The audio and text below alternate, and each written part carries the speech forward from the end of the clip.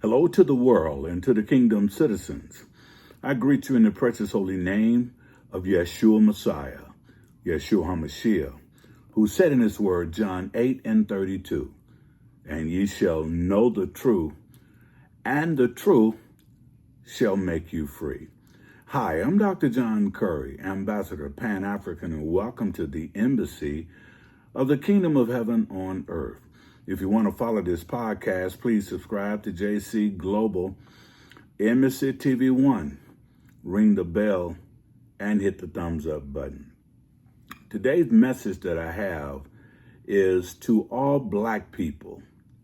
Have you been emancipated from mental slavery? To all Black people, have you been emancipated from mental slavery? Let us go in. It was Booker T. Washington who said, and the one that was motivating Marcus Mosiah Garvey, he said that Marcus Mosiah Garvey was doing what he should have done. Booker T. Washington was not a sellout, as many tried to make him out to be, that he was a sellout, but he was the one that motivated Marcus Mosiah Garvey to have Garvey to come up and also to be one of the fathers of Pan-Africanism and founder of the Universal Negro Improvement Association and founder of the Black Star Line ship. The purpose of the Black Star Line ship was to take blacks back to Africa. And this was in 1919 through 1923. The Black Star Line was to take blacks back to Africa. But through many situations and sabotage that was going on, that didn't happen. So he was one of the Pan-African fathers. And Pan-Africanism simply believed that Africa is for the Africans, at home and abroad. He also said, Garvey also said, that any leadership that will get you to depend on another race, if that leader is trying to get you to depend on another race, that leader will put you back into slavery. So he was coming to make a point that once you have been made free, you no longer need to go back into slavery. But if you have a leader that's saying that we need help from every other group, then it'd be that leader that would help lead you back into slavery. What I want to deal with now, where some people say that Black folks have never owned anything, that we've never had anything. What I want to talk about right now are the many massacres that took place in America and throughout this nation. Let's go in and look at some of the massacres that took place in this nation. Number one, Chicago, 1919, came in and destroyed and killed blacks and tore up their town, tore up Chicago. Number two, Detroit, 1943, did the same thing. Whenever we tried to do our own thing, have our own banks and take care of our own people, it appears that the Europeans get mad because they want us to always depend on them. So black massacres continue.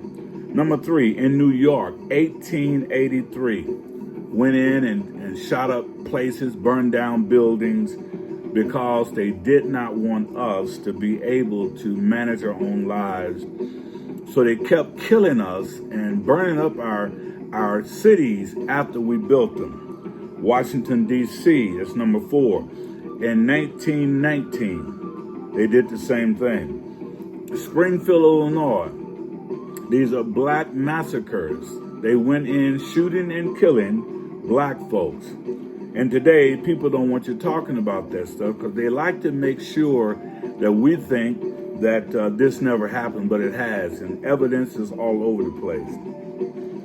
Number six, East St. Louis, Illinois, 1917. They did the same thing. Went in, destroyed East St. Louis, Illinois, and took away all of the things that was done to help the black city of East St. Louis, and did not want black people to prosper. Number 7, Philadelphia, 1985. Same thing, another black massacre. Number 8, Tulsa, 1921, another black massacre. Now, when I say black massacre, I'm saying they came in with the intent to destroy us. They came in with the intent to burn down our buildings. They came in with the intent to burn up our homes. That was a massacre. And many times they came in with guns, knowing that we didn't have as many guns as they had. So they basically came in to slaughter and to massacre. Number 9, Memphis in 1866, another black massacre that went on. Number 10, Wilmington, 1898, another black massacre. Number 11, Atlanta, Georgia, 1906, another black massacre. Number 12, Vicksburg, I believe Mississippi, 1874, another black massacre. Number 13, Rosewood, 1923, another black massacre. And number 14, New Orleans in 1866. And number 16 is Colfax, 1773. They came in and slaughtered black people that had their own homes, they had their own bus lines, they had their own movie theaters. We had our own hospitals. We had all of that, but they came in and slaughtered black folks and burned those things down. So for those that think black folks cannot heal and build, we've been doing it, but every time we do it, someone come in and try to degrade us by killing us and taking away all of the stuff we've done in order to be able to have our own black town. Many of the black preachers and black leaders in the 13 colonies did not want to mix with whites. They did not want to integrate. They wanted to stay segregated. Because while staying segregated, we was getting a lot of stuff done for our own people. I believe that is called black love, one love for each other. But something else took place. You see, by the time we look at the leaders during that time, it was Martin Luther King Jr. who was pushing integration, and many of the others came in to push it as well.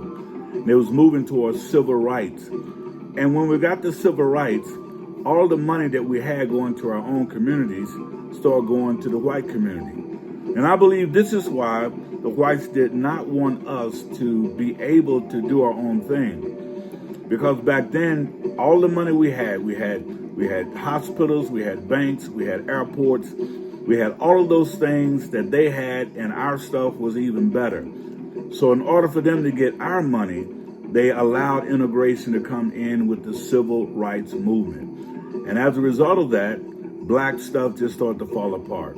Hospitals, schools, even some of the HBCUs started to fall out. We started having all these deficits because we was giving our money, buying things from white folks, buying things from them, and not really supporting our own community. The man by the name of Dr. Martin Luther King used to preach, was a preacher of love. He preached a lot of love, and he got shot by a white man.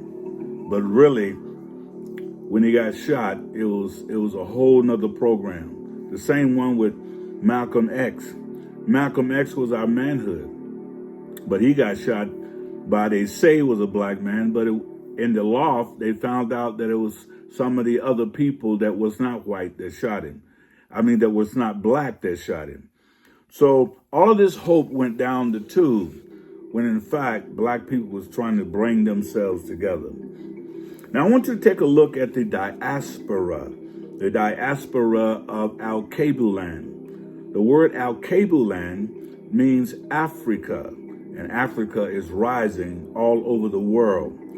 The integration has not and will not ever work for us as black people as long as the Caucasian male can reap the benefits of $2 trillion a year. That's what our GP, that's what our gross annual money is.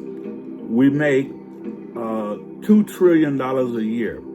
But that $2 trillion a year can leave our community in no time flat. But that's what they want. They want us to continue to depend on them while yet keeping us apart. Until we break the curse of Willie Lynch of hating each other as black people, hating our fellow brothers, and learn how to come together and love each other, we will always be in the perpetual cycle of the hamster on the wheel. We're making a lot of movement. We're protesting. We're doing all of that, but we ain't going nowhere. The only way we can get somewhere is by coming together as being a united people. And in that being united, we can begin to heal and build our own communities. We can be the nation within a nation that's focusing on our own selves. That $2 trillion a year can help build up our cities. We can begin to build up our families. We can begin to build up our communities, our neighborhoods. We also can begin to allow our communities and our children to be able to have a safe place to live and a safe place to go. I think it's important for us as black folks to understand one thing. Nobody is coming to help us but us. And the only way we can get that done is that we have to have one love for each other. You see, the lifespan of money that goes through a community tells the truth about what that community is about. The lifespan of a dollar in the Asian community goes for 28 days. The lifespan of the Jewish community goes for 20 days. But when we were segregated and living in our own black communities, in our own black towns, our money used to go for years before we transferred out to other communities. So we have to go back to making sure that our money stay in our communities for at least 30 days or more. In the white community, the dollars last in their community for 17 days. But today, right now, today, in the African American community, the black community, it lasts for 15 seconds and now through a total of 6 hours. And we must vote as a black bloc. Our money stay in our community for 6 hours. Started off at 15 minutes, but now it's 6 hours. That's not enough time to be able to heal and build our community and make sure that our people are being blessed by that $2 trillion that comes to our community every year. We must remember that we are kings and queens of world civilization. We must remember also that we are the ones of Kemet, which is now called ancient Egypt. We're the ones that civilized the Greeks. Then the Greeks civilized the Romans after the Romans took them in slaves. Then the Romans civilized Spain, France, and all of Western Europe. Nothing happens in the world without us as black people.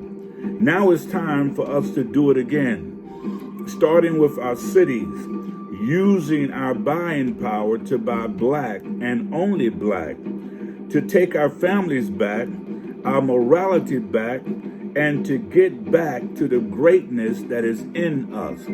When we do that, then the world will know that we are the ancient builders of world civilization. The world will come to understand that we are the people that the book of the Word of God tells us. We are those people. We come from antiquity. We are the builders of the pyramid. We're the ones that created the University of Timbuktu. We open up with what God has done with us. We are the first black man, the first black woman, the first black family, the first black nation, and the first builders of ancient world civilization. I just thought you should know that we come from a long history of greatness, but now has been reduced to mediocrity. And we must stand up and come back and be the people that we know we can be. And the only way we can do it is with one love for each other. One love for each other, helping each other, making sure each other doing what they need to do. I just thought you need to know that, and I want to make sure that I ended up well with this blackness, so you'll understand that our problem is ourselves. But when we unite, there's no power on earth that can stop us.